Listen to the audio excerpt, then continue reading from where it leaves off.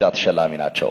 አያት ሼር ካምፓኒ ከ1 ቢሊዮን ብር በላይ ግብር ከፍሏል።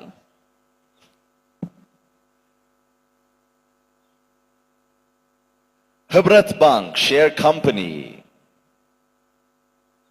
ከ949 ሚሊዮን በላይ ግብር በመክፈል ፕላቲነም ደረጃ ናቸው። ትራኮን ትሬዲንግ ፕራይቬት ሊሚትድ ካምፓኒ ከ960 ሚሊዮን ብር በላይ በታማኝነት ግብር የከፈለ ተቋም ነው። ሳልሃዲን ሩድዋን አሊዬ ከ927 ሚሊዮን ብር በላይ ግብር በመክፈል ፕላቲነም ደረጃ ተሸላሚ ናቸው።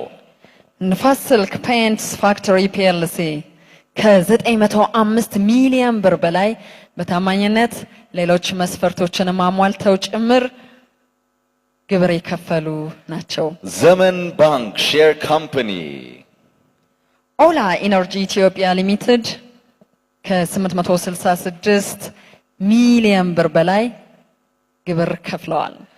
ዘመን ባንክ ሼር ካምፓኒ ናሽናል አልኮሆል ኤንድ ሊከር ፋክተሪ